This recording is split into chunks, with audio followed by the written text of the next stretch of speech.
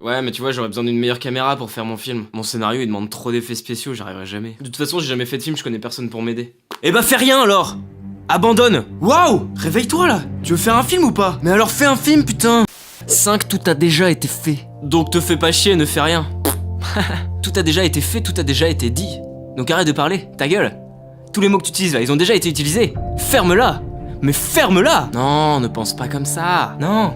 Ne t'emmerde pas à chercher ce qui n'a jamais été fait, dis-toi que tout a déjà été fait. Comme ça tu règles le problème de ce côté-là, pas de pression. Mais rien n'a jamais été fait par toi, de la façon dont tu auras de le faire toi. Écoute-toi, écoute ton cœur. Et fais ce que tu as envie de faire, de la façon dont tu as envie de le faire, avec ton point de vue, ta sensibilité.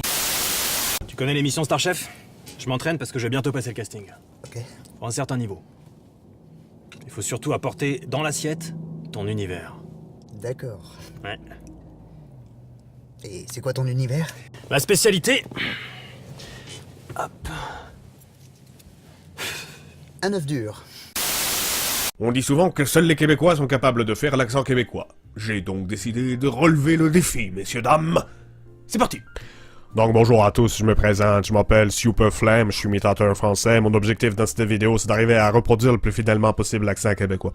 Donc là, je suis présentement sur google.fr. Ce que je vous propose, c'est que je vais chercher la poutine, qui est donc un plat québécois très connu.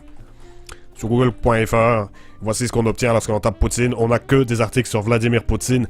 Le plat, la poutine, n'est absolument pas proposé dans les suggestions de google.fr. Ah, Noël, c'est la période de l'année que je préfère. Il fait nuit à 4 heures, on se pèle les miches, on est enrhumé à mort, on est grippé. La tante Bertha va vous raconter pour la 42e fois comment elle a rencontré tonton Louis pendant le repas de Noël. Vous allez bouffer des chocolats dégueulasses qui vont vous filer la chiasse. Sans parler de tous les cadeaux de merde dont vous n'aviez pas envie qui vont finir sur eBay et Le Bon Coin. Ah, la magie de Noël, c'est formidable. Et quoi de mieux pour attendre la magie de Noël qu'un bon vieux calendrier de lavement? Bonjour internautes, aujourd'hui je suis en Mongolie sous la yourte dans une famille nomade et comment dire, en fait je me suis toujours demandé, je sais pas trop comment dire, pour faire la grosse commission chez les nomades on fait comment? Moi je sais pas, je me dis les mecs faut bien qu'ils y aillent à un moment donné, les filles aussi d'ailleurs, et comme tu peux regarder là il y a pas de toilette dans la yourte, il n'y en a aucune qui se cache, il n'y a aucune toilette secrète tu vois, donc aujourd'hui je vais tester pour toi les toilettes de la steppe. Hallo und willkommen, ich bin Meister Lenzi and you're watching Get Germanized the Porn Bingo, das Porno Bingo with Annie Aurora. Hello. Steppenbrand am Rosettenrand. Sehr gut, very good. We got one.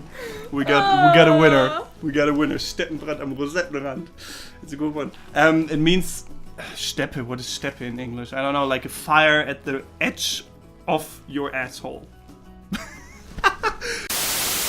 Donc n'oubliez pas, vous avez vos exercices, hein, vous cliquez tout de suite pour me télécharger ça, avec des mots à écrire, à prononcer, entraînez-vous bien à prononcer les pauses, c'est très très très important, à voix haute, hein, vous faites pas ça tout seul dans votre coin, non, vous criez, vous êtes là, vous dites, ah bon, je vais pas crier non plus, parce que j'ai des voisins, mais vous criez, voilà, quittez, qui pue, voilà, vous mettez bien la pause, c'est très important.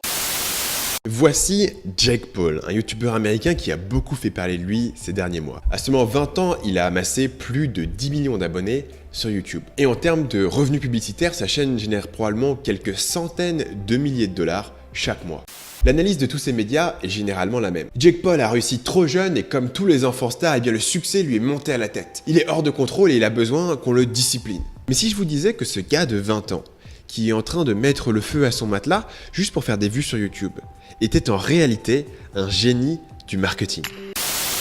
Simplement, s'il y en a qui ont vu le premier commentaire audio et qui se sont posé la question et qui se sont demandé est-ce que j'étais vraiment critique et est-ce que je formulais pas un peu de mépris à l'égard du format du podcast, la réponse est oui, évidemment. Ce qui me gêne beaucoup, c'est cette tendance un peu globale de l'humour et du divertissement général qui veut que tout soit hyper speed, tout soit hyper cut, que surtout on guide le spectateur, on le prenne par la main, on lui explique là il y a une blague, regarde je fais un gros plan, je mets une flèche rouge, ça m'énerve beaucoup. Moi j'appelle ça l'hypermontage, c'est une forme de montage extrême et je pense que c'est privilégier l'efficacité oculaire à l'efficacité mentale. Et je crois à l'humour avec un propos derrière et avec quelque chose d'intelligent derrière. Donc oui, tout le monde ne fait pas ça, mais c'est une tendance et il faut lutter contre ça. Silk Road fut lancé fin janvier 2011 et fut l'un des tout premiers crypto-marchés à succès sur le dark web, et même le number one jusqu'à sa fermeture. Je vous renvoie à ma première partie sur le dark web dans laquelle j'ai expliqué en détail comment fonctionnaient les crypto-marchés. Comme tout marché noir qui se respecte, on pouvait y trouver des biens et des services illégaux, comme de la drogue, des armes, des services de piratage, des faux papiers, mais aussi des produits tombés du camion, des bijoux, des œuvres d'art, des cigarettes, etc. Le tout dans l'anonymat le plus total grâce aux transactions par Bitcoin et au Darknet Tor. Y étaient en revanche interdits les cartes de crédit volées, les faux diplômes, les services de tueurs à gages ainsi que la pédopornographie.